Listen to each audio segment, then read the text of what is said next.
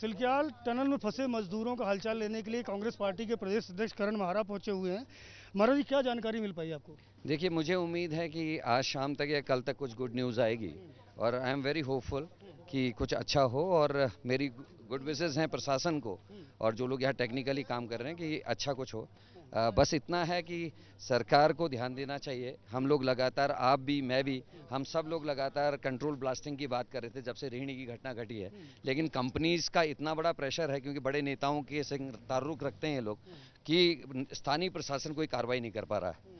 Uncontrol blasting की वजह से चट्टानें कमज़ोर हो रही हैं, पहाड़ हिल रहे हैं। सेस्मिक जोन है 4 और सेस्मिक जोन 5 है, तो ज़्यादा ध्यान देने की ज़रूरत है, वो नहीं है। 4.5 किलोमीटर की टनल में स्केप पाथ ना होना, ये सबसे बड़ी टेक्निकल में कमी। स्केप पाथ का आप जिक्र कर रहे हैं, मुझे ये बताया गया था कि यहाँ ह्यूम टनल पहले से बनी हुई थी और इस तरह का जो हादसा अब तो सामने आ गया, चूंकि 41 मजदूर फंस गए थे, लेकिन इस तरह का हादसा करीब 8-10 बार यहाँ पहले छोटी बड़ी उसकी वो इंटेंसिटी हो सकती है, लेकिन ऐसा 8-10 बार हो चुका है। ह्यूम पाइप के जरिए लोग बाहर आए थे, लेकिन वो ह्यूम पाइप हटा दिया गया 6 महीने पहले। ये मैंने भी सुना है, लेकिन क्योंकि इसकी सत्यता की जांच नहीं है अभी है। लेकिन इतना मुझे पता है कि अगर ह्यूम पाइप होते और हटाए गए होते तो इनको अभी, जब ये घटना घटी तो हरिद्वार से ह्यूम पाइप नहीं मंगाने पड़ते। आपको याद होगा, छठे दिन 6 महीने पहले हटाए गए सब। 6 महीने पहले तो हरिद्वार नहीं पहुंचते ना, कहीं आसपास होते, तो 6 दिन बाद इनको याद आई कि हरिद्वार से मंगा लें। जबकि इस तरह की जब टनल खुदती हैं तो उसमें ह्यूम पाइप साइड में चलता है साथ साथ में, ताकि कोई घटना घटे तो मतलब कोई दिक्कत ना आए। ये माना जाए कि शुरू से ही ह्यूम पाइप इसमें नहीं थे? शुरू से नहीं होंगे, क्योंकि नहीं तो हरिद्वार से क्यों ह्यूम पाइप मंगाए गए, दूसरी जगह से मंगाए गए। और लगातार पहले के 5 दिन खराब किए गए। मैं ये मानता हूँ कि कोई इनके पास प्लान ही नहीं था। अब जाके जब इसमें और लोग और मैं कहूँगा कहीं ना कहीं अनुभव की कमी भी है। इतना बड़ा ONGC का सेटअप आपके देहरादून में है और उनका ड्रिलिंग और इसमें एक्सपर्टी है। उन लोग से असिस्टेंस जो है 6 या 7वें दिन याद आएगी, उनसे भी ली जा सकती है, DRDO से। तो ये सारी चीज़ें हैं जिसको मैं कहूँगा कि मुख्यमंत्री के जो सलाहकार हैं वो ठीक नहीं हैं और उन लोगों को, मुख्यमंत्री को सही सलाह समय पे देनी चाहिए।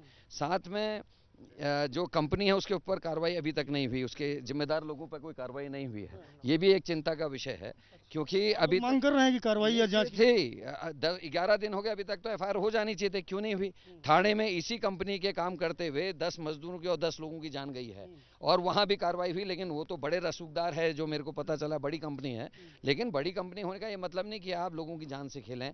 आप हमारे यहाँ काम कर रहे हैं, उसका पैसा ले रहे हैं, आप फ्री में काम नहीं कर रहे हैं। तो ये सब चीज़ें ध्यान देने की। और इसमें अब क्योंकि उत्तराखंड के लिए चिंता का विषय है कि 66 से ज़्यादा टनल्स इस समय उत्तराखंड में बन रही हैं और क्या चीज़ें आवश्यक हैं, क्या चीज़ करनी चाहिए, क्यों हमको भूगर्भीय शास्त्रियों का, वैज्ञानिकों की राय और उनकी एक पैनल बनना चाहिए। इन सभी चीज़ों में मुझे उम्मीद है कि सरकार आगे चलकर विचार करेगी, काम करेगी। अच्छा, ये जो रेस्क्यू ऑपरेशन चल रहा है, इसकी गति से, इसके तरीके से आप खुश हैं?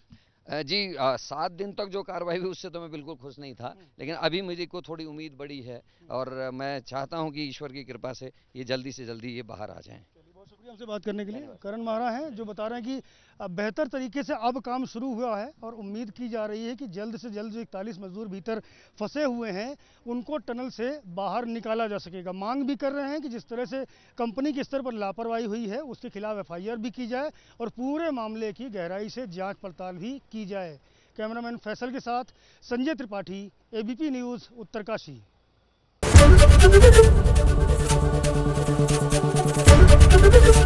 ABP गंगा, खबर आपकी, जुबान आपकी।